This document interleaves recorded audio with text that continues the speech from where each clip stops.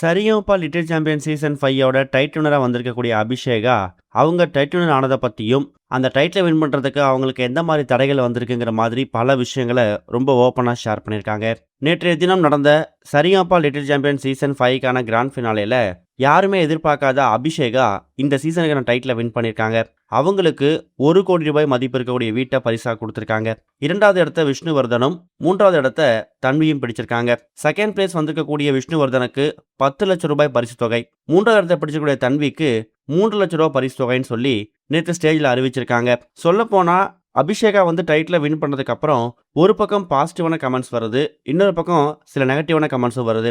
ரீசெண்டா ஜீ தமிழ் அவங்களோட social media பக்கத்துல அபிஷேகா வின்னர் ஆகக்கூடிய போஸ்டரா இருக்கட்டும், தன்வி அப்புறம் விஷ்ணுவர்தன் இவங்க எல்லாமே ரன்னர் அப் செகண்ட் ரன்னர் அப்பா வந்த போட்டோஸா இருக்கட்டும், இதை ஷேர் பண்ணும்போது ஒரு சில பேர் அபிஷேகாவுக்கு கங்க்ராட்ஸ் அப்படிங்கிற மாதிரி, வாழ்த்துக்கள் அப்படிங்கிற மாதிரி சில பதிவை போடுறாங்க.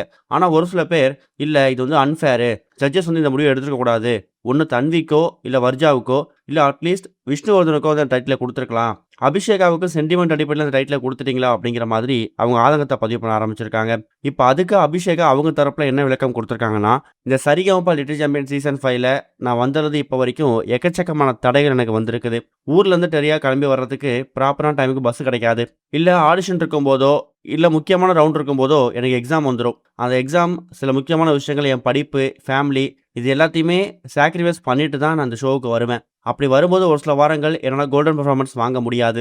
அதுலேயும் கடைசி 4 வாரம் டிக்கெட்டு ஃபினாலே அப்போ எக்கச்சக்கமான தடைகள் எனக்கு வந்திருக்குது.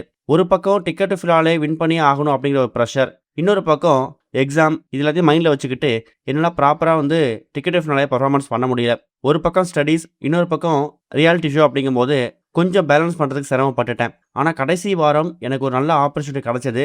அதை எப்படியாவது வெளிப்படுத்திடணும், அதை பயன்படுத்திக்கணும் அப்படிங்கிற மாதிரி தான் நான் கடைசி வாரம் ரொம்ப கஷ்டப்பட்டு போராடி அந்த டிக்கெட்டு ஃபினாலேயை வாங்கினேன். நான் ஃபினாலே போனதுக்கு பிறகு நான் டைட்டில் ஜெயிப்பேன் அப்படிங்கிற நம்பிக்கையோடு நான் போகல. 6 ஃபைனலிஸ்ட்டில் நானும் ஒரு ஆளாக போயிருக்கேன்ப்பா. ஃபினாலே மேலே ஏறிட்டாலே ஓரளவுக்கு வெற்றி அப்படிங்கிறது சொல்லுவாங்க. அந்த ஒரு சந்தோஷத்தோடு திரும்பி வந்துடலாம் அப்படி தான் நினச்சேன். ஆனால் அந்த கருப்புசாமி துணையோட நான் பாடின பாட்டு அந்த ஒட்டுமொத்த அரங்கத்துக்கும் ஒரு மிகப்பெரிய எனர்ஜியை கொடுத்துருக்குது. ஆடியன்ஸ், ஜட்ஜஸ், லைவ்ல பார்க்கக்கூடியவங்க இவங்க எல்லாருமே பூரிச்சு போயிட்டாங்க அப்படிங்கிற மாதிரி எக்கச்சக்கமான சோசியல் மீடியா மெசேஜை பார்த்தேன். பார்க்கறது ரொம்ப சந்தோஷமா இருக்கு. ஒரு வழியா எக்கச்சக்கமான தடைகளையும் பல விஷயங்களை தாண்டி தான் எனக்கு இந்த டைட்டில் கிடைச்சிருக்குது.